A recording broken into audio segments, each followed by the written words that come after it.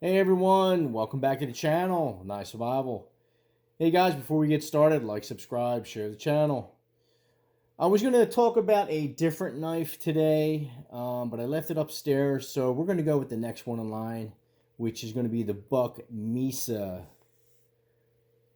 It is a production knife that's not in production anymore from Buck Knives. They made these roughly mid-2000 teens.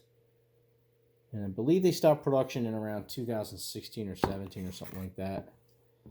Comes with a molded polymer sheath. Does the job. It's got a belt loop there. It is reversible, so you can carry it left or right hand side with a tensioner. It actually fits pretty good in it. A little bit of play, but that's good. So I bought this used on eBay, and it was a little bit on the rough side. And this is the knife I put through the I'm calling it a restoration. I didn't do a complete restoration. I just kind of cleaned it up. Completely disassembled it, took the scales off. As you can see, the full tang is kind of polished. It had a little bit of rust on it. Move back a little bit, get it in focus. So I took everything down. I soaked the scales, the handles, to try to get, they were a little bit dirty. I tried to get the dirt off them. To green my card on this. These were basically marketed as a camp knife / survival knife, which is exactly what it is. It's a great, I would say it's more of a camp knife, light survival. 5-inch blade. High belly on the grind. Hollow grind. Good looking knife. It's got a good looking grind to it. It has Buck's hex screws that they've actually started using a lot more. They had two other knives that were the same, I guess the same knife essentially. I think one was the Sentry, and which was a black coated blade with serrations on it, with a black, I guess a polymer handle. I think it was some sort of plastic on there. And then they had one other one that had black handles on it, but it was this exact knife. I can't remember the name of it. But, again, I think this was one of the knives that they probably should have kept going with. For some reason, Buck Knives, they come out with a good knife and then they stop production. I guess they go by number sales. I don't know. This knife here was typically carried in at Walmart. So I'm sure that they sold a lot of these, and they were cheap too. They were like $40, like $39 or something like that. And so continue what I did to this knife, I polished up. There was a lot of rust underneath the scales. I polished all the rust off. And I kind of polished the full tang in there just to get off all the nasty stuff. I put a light polish on the blade because it was spotty, with some corrosion popping through the coating that's on this. And you can see I kind of took off some of the laser engraving.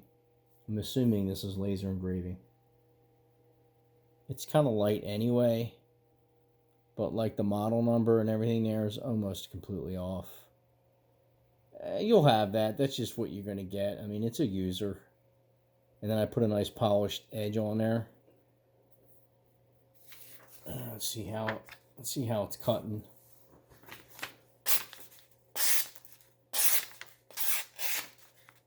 Again, Buck's HC1 420 HC steel just takes an incredible edge. Just an incredible edge that stuff takes.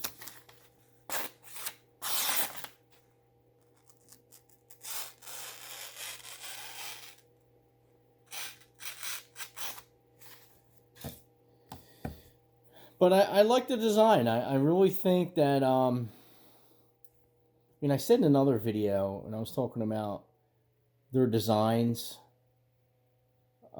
this is something that I'm talking about here that I think they need to go with.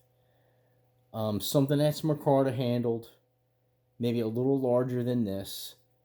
Either a saber grind, a high saber grind, thick stock, and I think would really, really do well for buck knives. Something towards survival or a military type knife. Do you see how the... Let me show you something in comparison. And this is a 119, and it's a very similar knife to a 119 in terms of the grind. Obviously, the 119 has a lower grind point, but if you just look at the straight shape of the knife, they came out with a 119 as a buck of the month, where they took the knife here and they just brought it down as almost like a drop point. They took away the clip point of it, and it really changed the look of the knife. Really changed the look of the knife. And that's what this is kind of. If you look at the... Let me get a good background here. If you really look at the knife here, there's not much of a clip point here. It's very small. It's almost like it's a drop point. And I think if they stay along those lines with the shape of the blade, I think that would be a real winner for buck. I really do. And then back here, the ramp's okay. I mean, you can put a ramp, I guess. But I think most people nowadays, most knife manufacturers just have a flat here, and they just put jimping on the top. And then maybe have like a little bit of a kick here to protect your finger. Like even this knife has a little bit of just a little bump there to protect your hand from going on the blade. This knife here has this big tongue because that's how it locks into the sheath. But I think that would be a super killer knife for them. And sell it as a knife, a survival knife, or a military survival knife. That I think that would really, and put a nice Kydex sheath. Price it about $125, maybe $150. I think that would really sell for them really well. But that's what I'm talking about right there. Slight drop point. You don't even have to have the grind as high as this one. You can bring it down a little bit. But I think that would really be a kicker. Maybe give it a bump on the steel. It's 154 cm maybe, or something like that. That would probably be good. Maybe a 5160. I think that would be killer. I really do. So we are going to be doing another knife review next. It's going to be the Joker Lynx. That was the knife I was going to do today. So next up is going to be the Joker Lynx. So stay tuned, guys. Multiple shorts coming up and a couple surprises to the channel. All right, guys, take it easy.